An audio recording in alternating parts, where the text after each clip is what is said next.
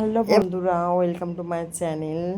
তোমাদেরকে আজকে আমার চ্যানেলে স্বাগতম। তোমাদেরকে আজকে আমি পোস্ত রান্না করে দেখাবো। এখানে আলু, কাঁচা কলা, বেগুন সব ভেজে রেখে দিয়েছি। এখানে ভাজি আমি উচ্ছে আর ভেন্ডি ভাজার জন্য আমি কেটে রেখে দিয়েছি আলাদা করে। আর এখানে তোমার মিসিং কী বলো তো বন্ধুরা, সজনে ডাঁটা। এটা আমি পাইনি বন্ধুরা, তাই আমি দিলাম না। তোমরা কিন্তু পেলে তোমরা দেবে মাছটা। এটা কিন্তু খুবই ভালো লাগে, সজনে ডাঁটাটা দিতেই হয়। আমি পাইনি বলে আমি দিইনি।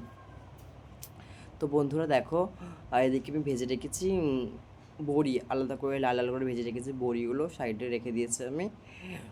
তারপর এখানে আমি দেখাই তোমাদের কালো এবং সাদা সর্ষে প্লাস পোস্ত প্লাস কাঁচা লঙ্কা, এটাকে ভালো করে বেটে রাখতে হবে আলাদা করে। আমি বেটে রেখে দিয়েছি আলাদা করে।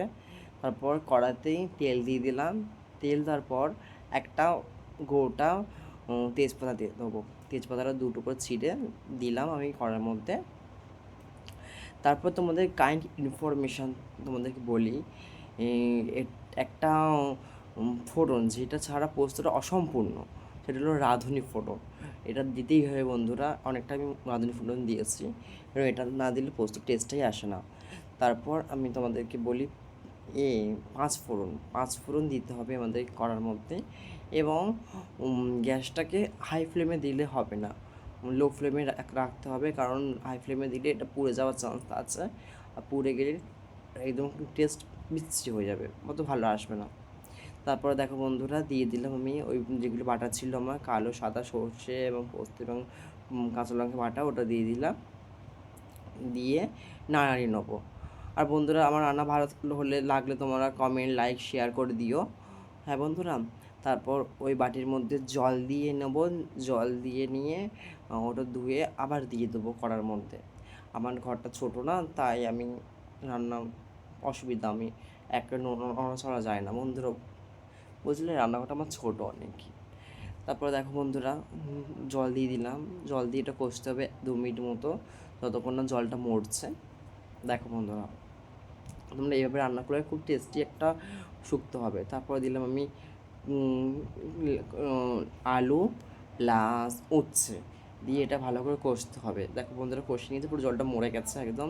তারপর আমি বিনস এবং কাঁচকলা, বেগুন যেগুলো আমার রাখা ছিল সেগুলোও দিয়ে দিলাম। দিয়ে ভালো করে এটা কষবো। ঠিক আছে বন্ধুরা, কষার তারপর 1 মিনিট কষবো। তারপর দেবো দুধ, 1 বাটি পুরো দুধ দিয়েছি আমি, 1 বাটি পুরো দুধ। দেখতে পাচ্ছ বন্ধুরা, তোমরাও দুধটা একটু বেশি পরিমাণে দেবে, কারণ টেস্টটা তার ওই অনুযায়ী হয়। এবং হাফ বাটি যতটা দুধ দিয়েছে তার হাফ আমি জল দেবো। জল দিয়ে এটাকে একটু মিক্স করে নেবো সব কিছু। দেখো মিক্স করে নিচ্ছি।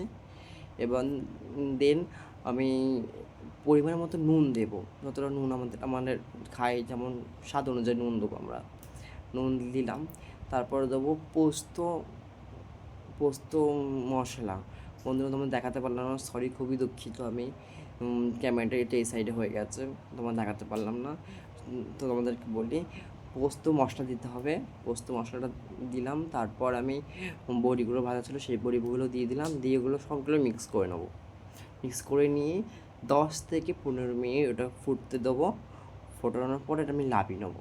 দেখো বন্ধুরা, কত সুন্দর একটা পোস্ত তৈরি হয়েছে, পুরো অনুষ্ঠান বাড়ির মতো পোস্ত তৈরি হয়েছে, খুবই টেস্টি এবং আমি এইভাবে তোমরা করো। ধন্যবাদ বন্ধুরা, পাশে দেখো।